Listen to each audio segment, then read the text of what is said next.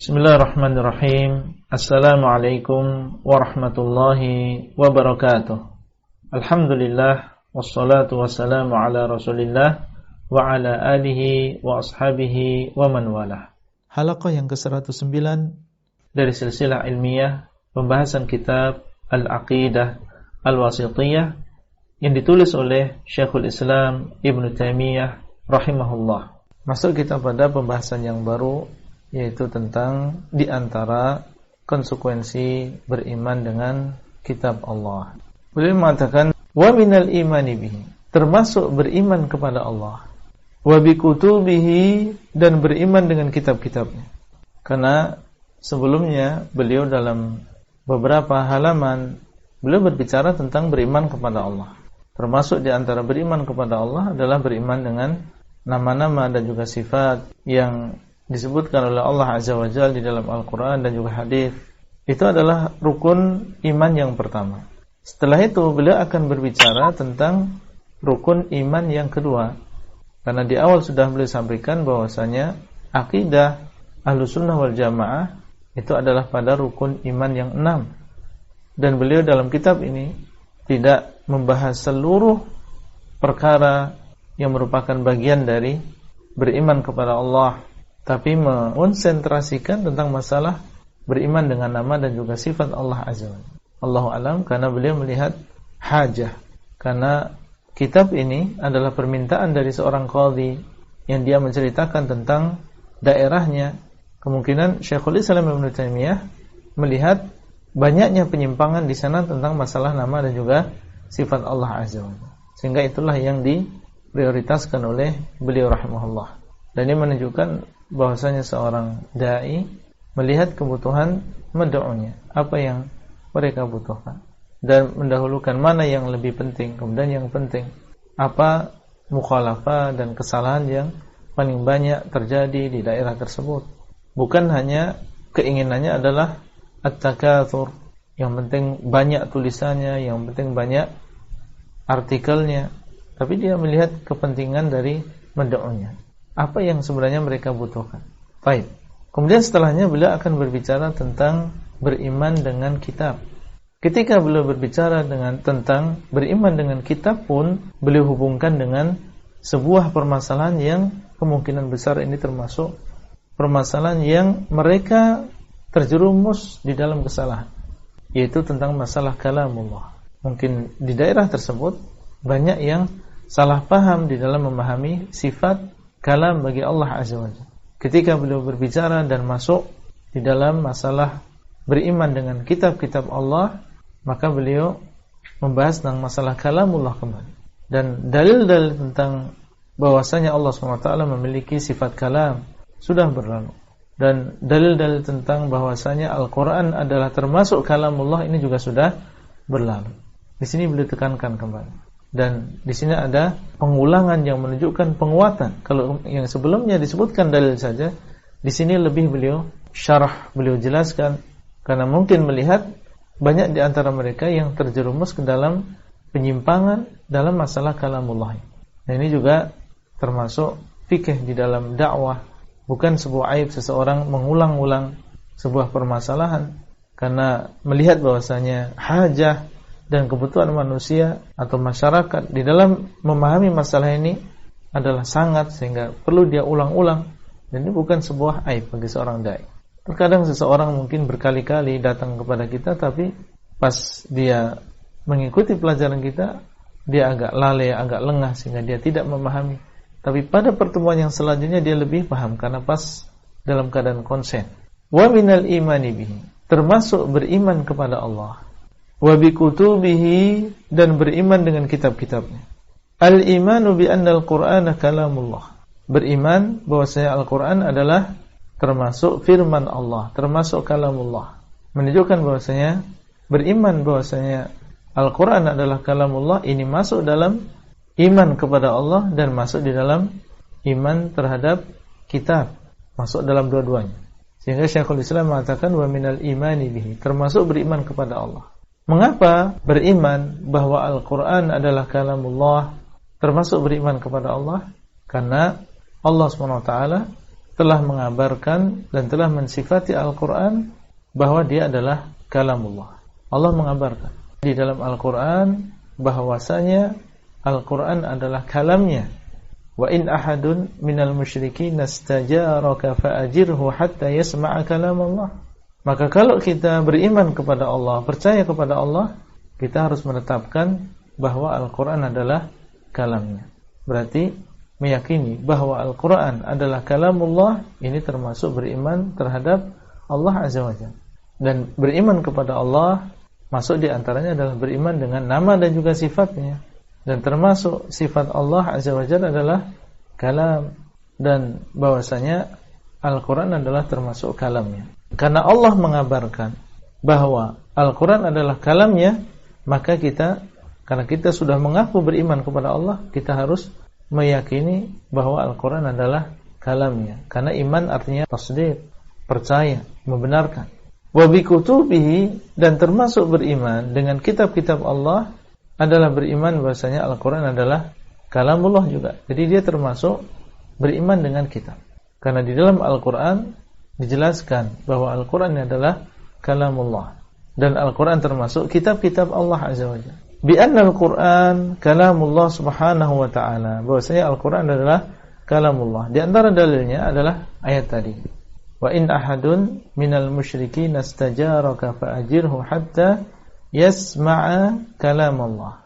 Di sana banyak dalil yang menunjukkan tentang bahwasanya Al-Quran adalah kalamullah, dan selain dari ayat yang tadi kita sebutkan.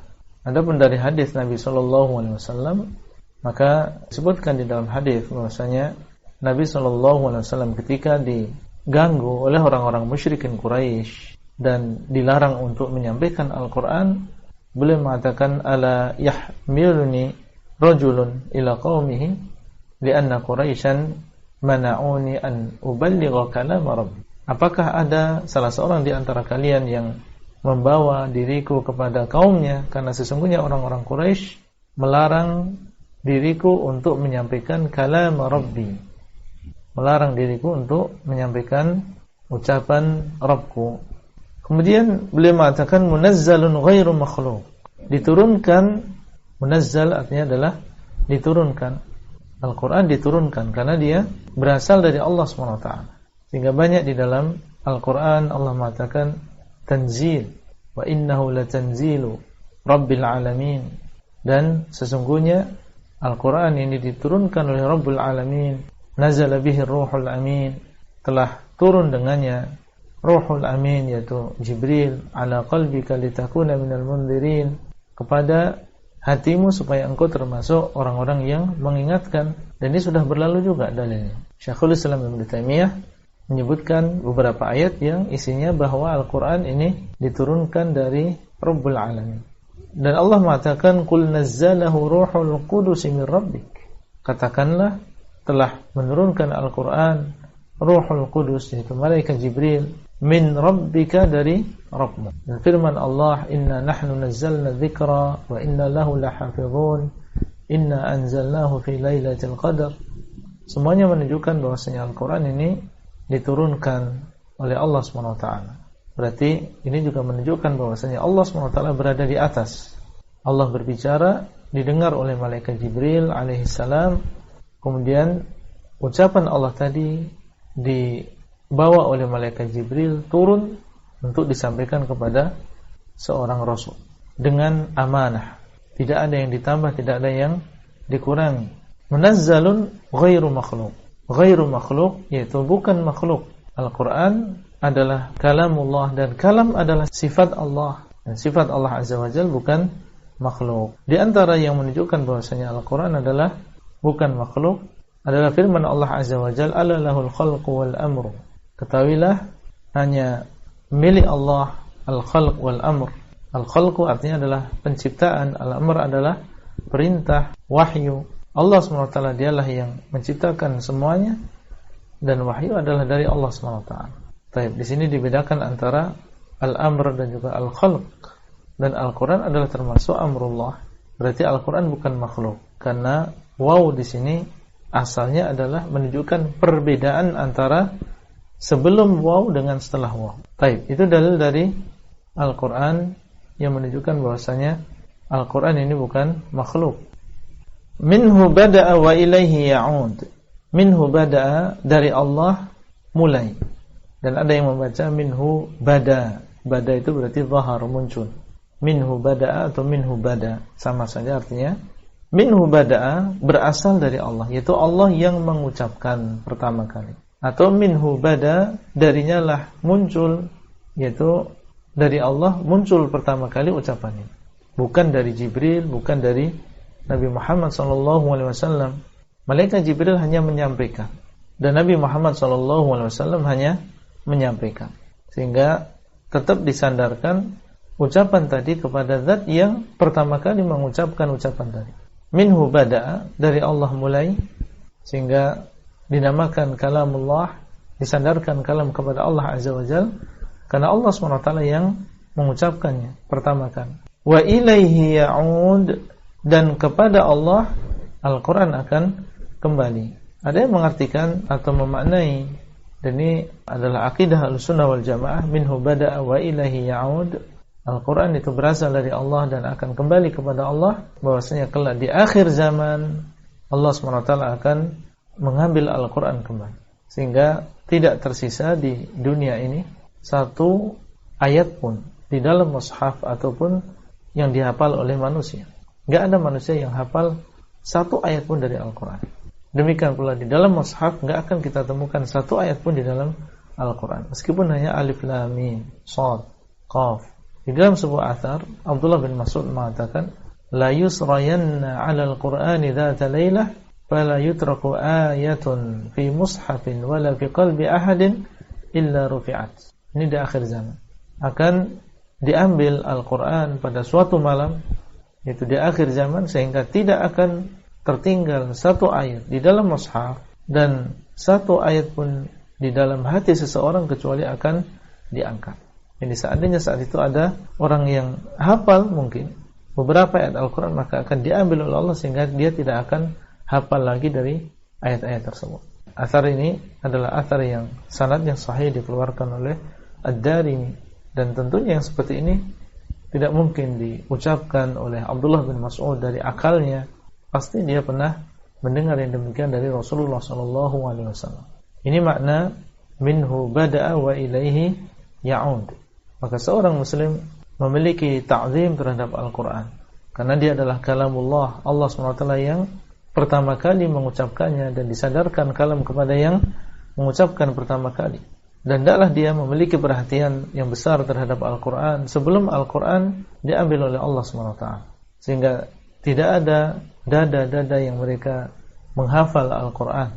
Maka bacalah Al-Quran sebelum diambil oleh Allah Azza wa Jalla. Dan bagi yang memiliki hafalan, maka adalah dia bersungguh-sungguh dalam menjaga hafalannya, memanfaatkan waktu sebaik-baiknya, mujahadah sesuai dengan kadar ketakwaan seseorang, maka di sana dia akan mengagungkan kalamullah. Dan di antara pengagungannya adalah memelihara apa yang dia hafal, apa yang dia pelajari dari Al-Quran, mengamalkan isinya. Minhu bada'a wa ilaihi ya'ud. Dan ini adalah bantahan terhadap sebagian aliran. Ada di antara mereka yang mengingkari kalamullah. Artinya Allah SWT tidak memiliki sifat kalam, ya, seperti Al-Jahmiyah yang mereka memang pondasi mereka adalah mengingkari nama dan juga sifat Allah. Dan Mu'tazilah yang mereka menetapkan kalamullah, tapi kalamullah menurut mereka adalah makhluk. Jadi Allah SWT menciptakan kalam, sehingga mereka mengatakan bahwasanya Al-Quran ini adalah makhluk. Dia adalah kalamullah dan kalamullah adalah makhluk. Minhu bada'a wa ilaihi ya'ud. Minhu bada'a, dari Allah pertama kali. Ini juga bantahan terhadap Mu'tazilah yang mengatakan bahwasanya kalamullah adalah makhluk, atau Al-Quran adalah makhluk.